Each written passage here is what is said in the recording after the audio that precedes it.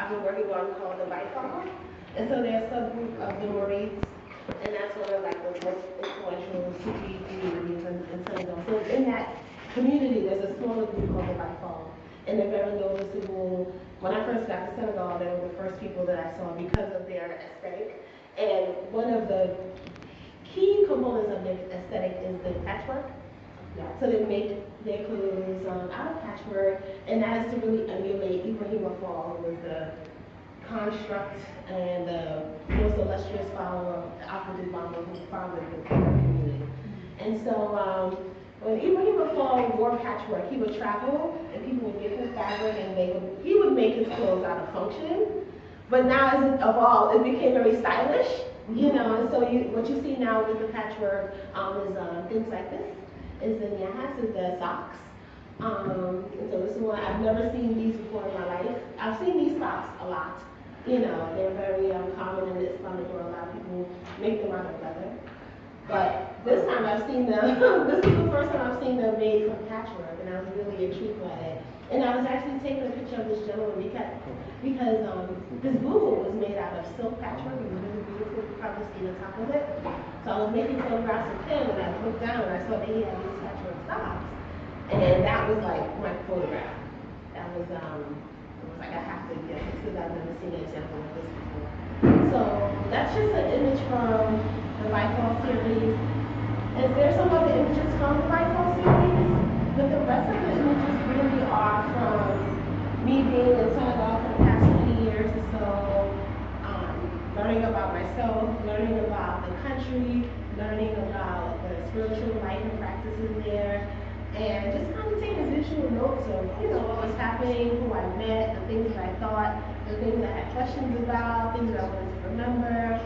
So it's a mixture. So like my series and like my visual notes. Talk about a little bit about your relationship as a Muslim going in and also as a woman going into Dora in the Muslim community. Yeah, so I'm Muslim, and also I come from a Sufi community, and I grew up in Brooklyn in New York City.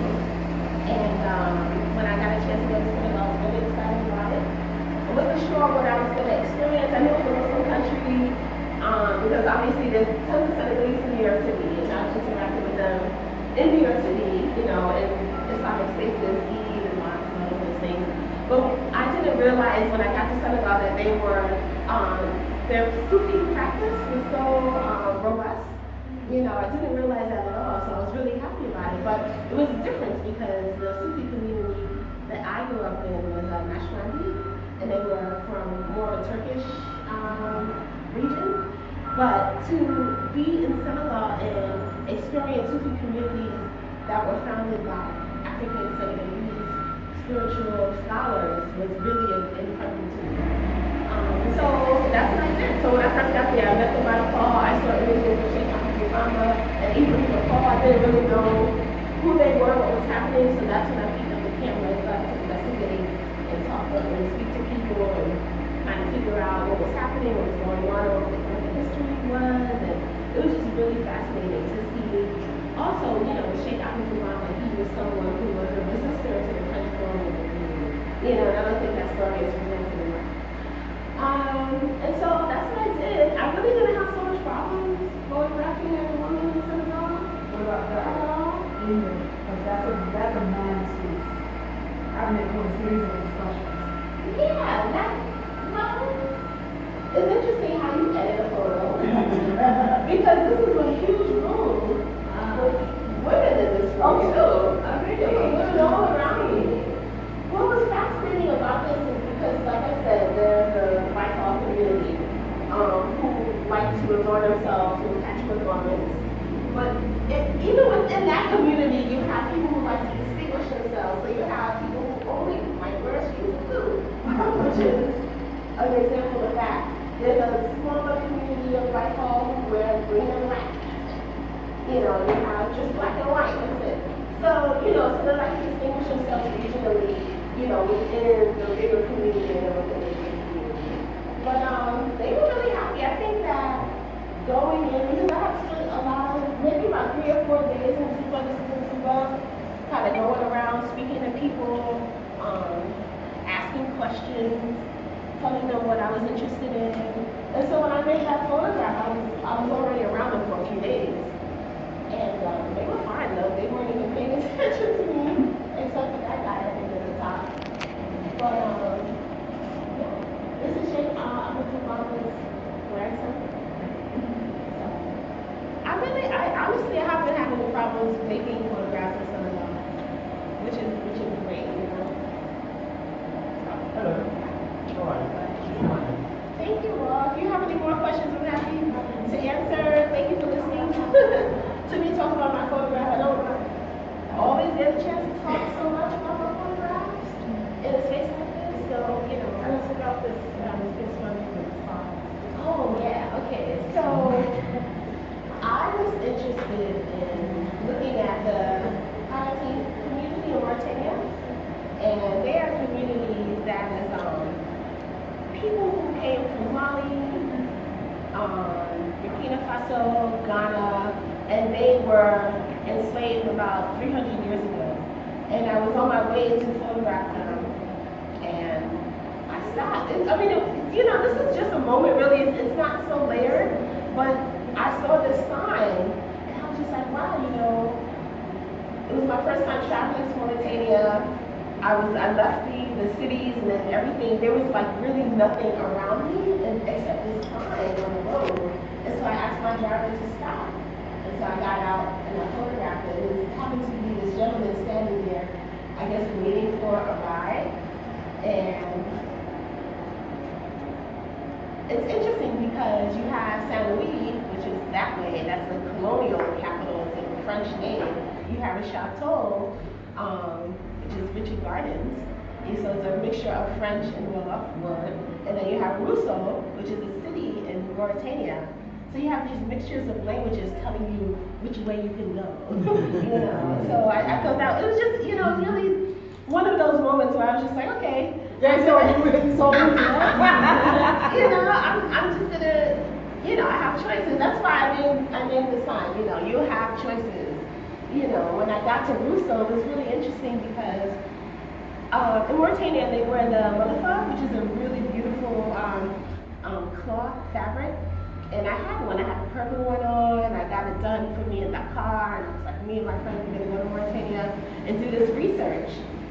And I thought it was fine, but when I got to the border, and everything was fine, and then of course I had to pull out my passport, and that's when it broke loose. I was like, big blue, I had to pull out the passport, and then of course, speaking English, so it was like so many, I mean, I think I was held at the border for about, I don't know, like 2 hours, you know, like trying to figure out, what do you want, what kind of research, why do you want to come here, what do you want to do, you know? So it was really interesting. When I took that picture, I wasn't sure what kind of experience I would have. I was going to Rousseau. So, yeah. Talk about the lady. Oh, okay. So, this is Sopna Kadibayo. This woman, this picture right here.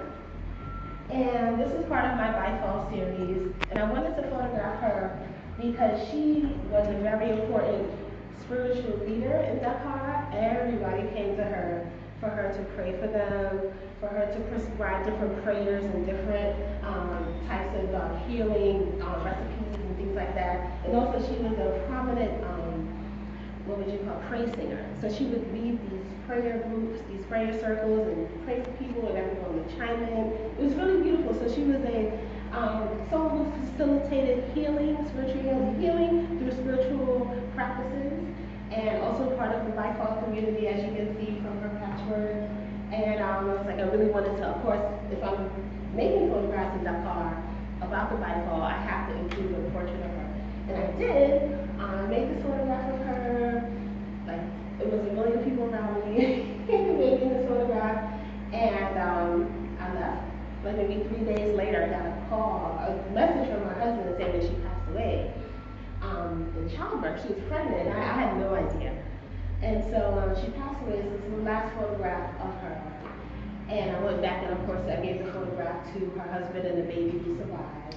Wow. And when this photograph was published in the Washington Post, and a lot of people emailed me because they had no idea that she died. That's how famous she was, because she has videos on YouTube of her singing. So people who weren't who were not in Senegal could be able to watch her on YouTube and kind of sing along with her and pray with her and things like that. So she had a very international impact as a woman, spiritual leader in the Sufi community, in this Muslim community. So I'm always happy to show that photograph. Yeah. So, if you have any other questions, let me know. Anyway, tell us about these like really intimate gestures between the men. Several of them. I This do. one, yeah, this one. I wanted to talk about. Okay, so I'll talk about this one first because I wanted to. And one thing I have video on this. So this is my friend Solo Mustafa, and they're actually giving the greeting of the Baikal. So one thing I love about being in Senegal is that Senegalese are very proud to be who they are. They are proud to be African, and they're Muslim, and they do say Assalamu alaikum, but they have their own greeting, you know, that kind of replaces that and takes precedence over the Arabic Assalamu alaikum.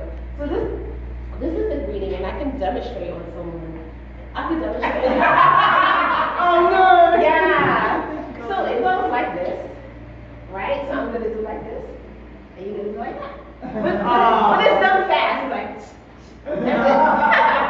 So I'm, you know, when you go to Senegal, you see that everywhere. You see that around the world, because Senegalese represent around the world. And so that was one of the gestures that I wanted to kind of show. But also in this photograph, I love this photograph because the melanin is really incredible. Yeah. The locks, she had the locks, which is another feature of the Baikal. Ibrahim Fall had locks. The talismans and the prayer beads and the patchwork and the greeting. So this is actually one of my favorite photographs. And so that other picture over there, the gentleman is doing like this. And so if you've ever seen the word Allah in Arabic, it looks like this. If you write it out, it has like 3 lines and it has so that's what he's doing. That's a symbol of Allah. So God. So 2 gestures that you'll see. And then talk about the women on top. Oh, okay. The women on top. Well, every year. So, as I mentioned, Sheikh Ahmadou Bamba was the founder of the Mouride community, but his mother, named Jarabuso, was an incredible Islamic scholar. And she is recognized every year through a pilgrimage, and she's buried in this town called Port-au-Prince, which is on the border of the Gambia. And so every year they go to her, thousands of people, not hundreds of thousands of people, devotees go to pay homage to her. And she's buried in that mausoleum in the back, if you can see. And so it's the women's pilgrimage, even though men and women, of course, obviously go there. And so it's really, and she's actually one of the few recognized Islamic African saints, who's a, you know, a woman. So I thought that was important to include in the story that I'm trying to, that I'm weaving together about Senegal. This woman who's a saint, African saint named Jarabuso. And also when you go to Senegal, everyone you meet is going to be named Jarabuso. So, you know, it's literally, so that's how much love that the members of this community have for Sheikh Ahmadou Bamba and his mother, May Jarabuso, and Ibrahim Fall. Yeah. Which one? Oh, you just missed that, the red one, you just missed it. Yeah. You spoke about it. Yeah. Well, they're the Seigneur. They were women who lived during the colonial times. They were mixed race, and they were a liaison between the colonial regime and the indigenous people of Senegal. And that's at a procession at the finale that they do every New Year's. It happens during the New Year. Like December 30th, 31st. And they are a symbolism of pride for people in Saint-Louis, even though the Seigneur have lived on Gorée Island too, you know, and they've lived in, where else have they lived? But they lived on the coast, and they're mostly prominent in Saint-Louis. And what I was saying earlier is that, you know, this parade really celebrates them and commemorates them And they were these beautiful women who were entrepreneurs and business people. But the other side of that is that they also traded Africans. They also sold Africans. So, and I was saying, obviously, that wasn't mentioned in that celebration. Yeah. And this is another picture of them. I see the back. Yeah, those are from two This is separate years. the first time I've seen such an image from Senegal. That's why I was curious. Yeah. Because you see it in Nigeria also. Well, no, this look is the look from Namibia that I see more from Namibia with the. Oh, yeah, sure. I think the Calabar. That's the Calabar. Yeah, and some people also said that picture reminded them of New Orleans. Yeah, a little bit too. Yeah, and that's it. And I thought it was somewhere in South America as well. So it's kind of like where did that throwback? Yeah. So the deity, the deity, the gown that it wears. Yeah. So interesting. I try to go to the finale every year because it's a really festive time. I didn't even know it existed. Yeah, every year. It's a New Year tradition. It's the end of December. And it's really a festive time. And It's a Louis. It's a Louis, yeah. What about this one? This is one of those moments where I was, this is also in Saint Louis. It's in Guatemala, which is a fisherman's village. And during the day, it's quiet, no one's out because everyone's either fishing, they're on the seas, or and it's hot also. But at night, when it gets nighttime, the neighborhood comes alive. Everyone comes out, and it's really busy, really busy. And so I was just kind of walking around. I was actually working on a project on Batman Siki, who was a boxer from Saint Louis. Has anyone ever heard of him? Yeah, so I was working on a project about him. And I was in this neighborhood because he was from this neighborhood, and I was looking for a cousin that everyone told me his cousin lives in this neighborhood. So I was just walking, and I saw on all of this busyness, this young boy sitting on the back of this motorcycle, just kind of sitting underneath the pharmacy. And I like this photograph because this green, to me, represents the pharmacy. Like, you know that you're going to be there at pharmacy because of that green. So, just a moment. Alone with me walking. Oh, yeah. And this is just another moment. Some of these photographs are just kind of like, I guess you could read more into it. But I was sleeping, and I heard something outside of my window, and I was like, who is that arguing in Wolof?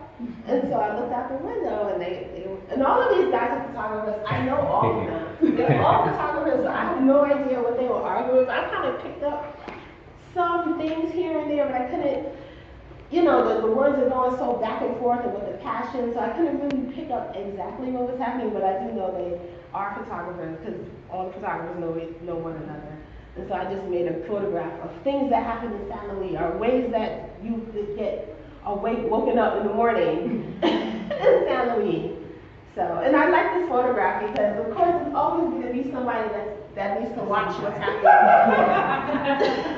I'm not going to do anything, but I'm just going to watch. So as you can see, it's like some moments where I'm very intentional, I'm looking, I'm questioning, I'm documenting, and then there's just some moments where I'm just like, I need a picture of this because I got to tell my grandkids what happened that day. So, The way you opened and finished about something about male beauty and maybe so this thing about superstardom happening. You mentioned that she was kind of a superstar. Yeah. This man here is like kind of looks like is in a superstar place, and then you start with beauty and you even an end with that, but in a male version. So can you talk about that? That's really interesting. Now I'm looking at the way you're looking at it too, because like I said, the photographs are from different series, but then I guess when you're editing them or when you're curating, you're telling them. Maybe it's a question. Yeah. I mean, it was in selecting like almost through 300 images. Part of this thing was to tell a story about Senegal that is both genders, and in some ways you don't see men with hair in this way. You just see men, very ordinary, you know, the hat cut off, shaved. You know, you don't see them really, use the word prancing through the city with such elegance. And you know, it was really about, let's start the story here, because this is one portrait and ended with another portrait, but in between the story is about women. You know, daily women's lives, you know, from the little girls who are arguing over something. Yeah. You know, and one is standing there, this is not fair, because she lost.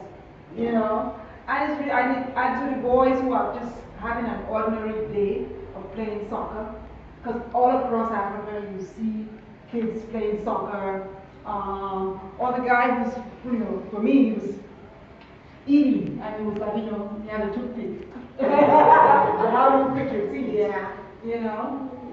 So they're like private moments, they are group moments, they are public moments, you know, and it's also showing you a city that is alive.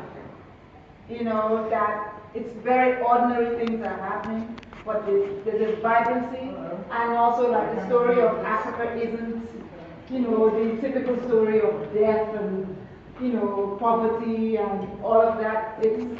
These are people's everyday lives. And also, I like, you know, when we think of Senegal, we think of Dakar. A lot of these pictures are taken outside of Dakar. Yeah. So you get to see the other cities in the country. But also, you know, in terms of beauty, it's a big thing. And it's also, they have a phrase called sunset, where you take pride in the way you look in your appearance. And, you know, it's a huge concept and it's really embodied with men and women, more women, of course, obviously. You know, so I think beauty and adornment in Senegal is really important, especially with men and women when it comes to the patchwork and these garments that have went from function to really fashionable, imaginative ways of putting together a garment made from different patterns and materials. Welcome. Thank you. Thank you very much. This is a friend of mine, and if you go to Dakar and you're in African Diaspora, his name is Mohammed Bey, you'll always see him. And I've seen him in pictures too, like on Instagram or Facebook. You know, he would probably be in the background or somewhere, but he's a staple of African Diaspora in Dakar. And so I was like, well, let me make a portrait of you. Let me make an official portrait of you, because I feel like you are such what would I say? You're part of the city. You know, you are that guy on Avenue Punty, you know, and everyone knows you. You're a staple. You're part of the neighborhood. So this is just us after having lunch in Dakar. And everyone knows him. Even when I show this picture, they're like, oh, I saw that guy when I was in Dakar.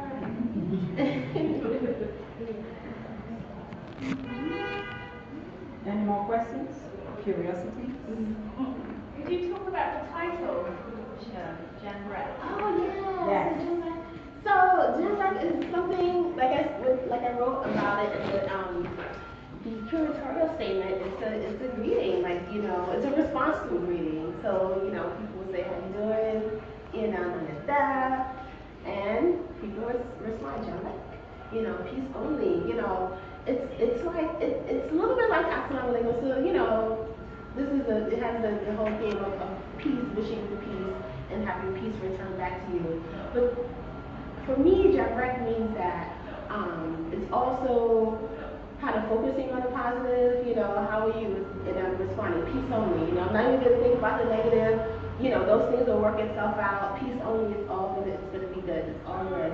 But also, it's the feeling of how I felt when I was in Senegal. I always felt peaceful. I always felt like things were going to work out. I always felt, you know, happy and tranquil and wonderful. And so that's why I decided to name the show Jamm Rek.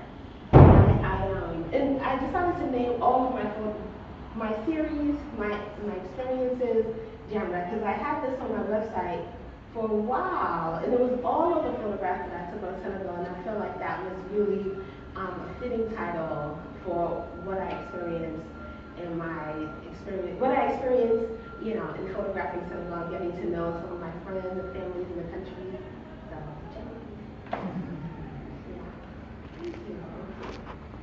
It's a gift to have, like, your perspective on, I haven't been to Senegal, on Senegal, because many of the images I see of Senegal are always mediated by European photographers, probably mostly male. And what strikes me, it's funny that you talk about this piece as Jamm Rek. What strikes me is a lack of bustle. Like, you don't show, they're very calm, and it's a very, that's really not the image, not the standard image that we have, especially, like, for example, here with the rice pouring. yeah. I mean, this is really a beautiful moment, and you can almost feel, you know, and then the flow of the garments, and it's very still, and there's no bustle. Yeah. And it's so wonderful to have, to be able to see images that don't have that kind of super busyness, that more chaotic quality that's often written onto, like, the whole continent. Sure, absolutely, It's absolutely. really exciting to see. Absolutely, absolutely. I think, you know, in general, Dakar and Senegal, it is a really kind of has its pace. Yeah. You know, it's Not as chaotic as Lagos. You said that. Right, Uli? Dakar is not as chaotic as Lagos. But yeah. Because there is less people. It's because there's less people. It's less, but it's also the difference in the French and the English influence. The French influence and also that Senegalese are calmer people. They're much more relaxed. It's definitely a different flow. Yeah. You know, in Dakar's in the water, it's definitely different. And even when I went to Pador to make this photograph, I went to Pador soon after Umani died because I wanted to kind of see his studio and perhaps collect some of the photographs before that was not going to be a possibility for me. You know, I used to say, okay, to student. People were like, don't go out there. You're going to go all the way to the Fututoro, and there's, like, you know, terrorist activity there, and, you know, you shouldn't go at all. A lot of people, well, I wouldn't say a lot of people, you know, some of the expats who I also engaged with in Dakar would tell me not to go. And this is one of the photographs, this is one of my favorite photographs that I took. It is because of the rice flowing in the garment, and in the back there's someone getting their hair done. And this is probably one of the most, you know, really peaceful and introspective times that I had in Senegal. I was way in the north, I was right on the border of Mauritania on a beautiful river. So, yeah, and this is just one of those moments where I felt Jamm Rek. I was like, you know, so in this whole moment. I'm just interested to know about your influences as a photographer. Me, my influence, I have a lot of influences. You know, so I do a lot of documentary work. But also, and so documentary photographers and photojournalists influence me, obviously. But also the art photographers and their concepts that they like to include in their work is also very influential to me. I love Lorna Simpson's work. I love, obviously, Gordon Parks' work. I love Ernest Cole's work. As dense as it is, I really love his work. Let me see, Ruby Washington, who was the first Black woman photographer of the New York Times. Love her photojournalism. Deb Willis, absolutely. Yeah, I'm getting to Deb Willis, you know, because, you know, Deborah Willis, I do love her photography, but what I love more is that her vision to document and research us and create those types of works in books. You know, that's very important for the record. And you know, I'm getting emotional because she committed most of her life and most of her career to documenting us and making sure that our works are archived, our works are in the records and searchable, and she, you know, you really feel the love that she had for Black photographers in America and in the world. So she's most definitely an influence for me, and she's a good friend, and she's an amazing person. So.